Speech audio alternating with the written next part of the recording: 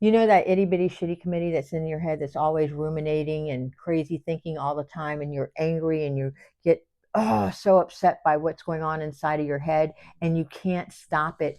I am here to give you a solution on how to stop the ruminating thoughts and what you can do about it and why you need to do it.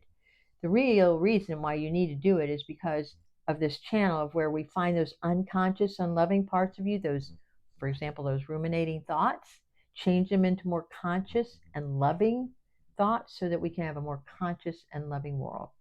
So before we get started, the first thing I want you to do is think about the biggest thought that you have that you continually ruminate over, like it never ends. And I don't care what it is.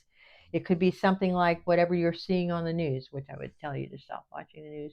It could be what my wife is doing, what my husband is doing, what my kid is doing. I can't believe I made that screw up. I can't believe that. Oh, and you know, whatever that major thing is that's running your life right now, I want you to write it down because it's really important. And I want you to become aware of that thought. I want you to feel what that thought feels like. It's probably pretty heavy. It's probably pretty crazy. It probably feels like, and I want you to also just, as a side note, who are you being and how are you acting when you are having that thought? Now, this thought is automated, right? It just keeps coming up. So how do we stop it? The second thing you do is you come up with an replacement thought. That replacement thought has to be positive, it has to be uplifting, it has to neutralize the negative thought. So you're if you say, "Oh my God, I'm such an idiot. I can't believe I did that," just say, "You know what? It happened. It's in the past. I did the best I could. It happened. It's in the past. I did the best I could. And you know what? Everything's going to be okay." And just keep repeating that. Now, here is the big secret of the rumination. The big secret is when you have that automatic negative thought, or ant, as Dr. Daniel Amen calls it, and you have written it down, you know what that thought is. I'm an idiot. I can't believe I said that. And you know how I feel about that. This is why we're doing this, because that thought is not loving to you. So we're going to make it loving, okay? So, oh, I can't believe I did that. Ask yourself, what's my next thought? Eckhart Tolle recommends this, and I love it when I first started it, when I first did it. What's my next thought when I'm ruminating? There should be a blank space, like Taylor Swift's blank space, baby. And in that blank space, you already have the solution. You already have the antidote. You have that positive thought that you want to insert in there that's loving.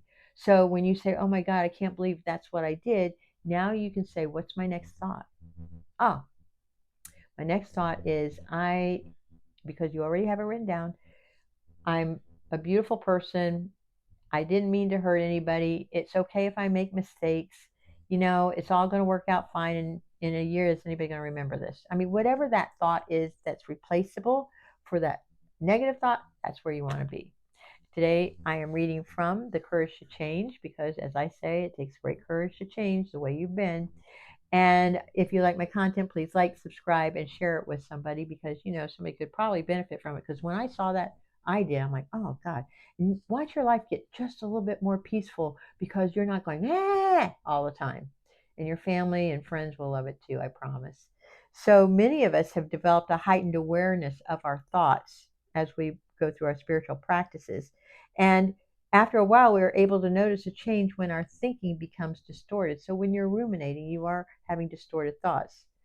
But if we wish to put a stop to negative thoughts, awareness is just the beginning. When stinking thinking takes hold of me, I must do more than just dismiss the negative thoughts. I must replace them with something positive, or I'm likely to slide right back into my negative thinking.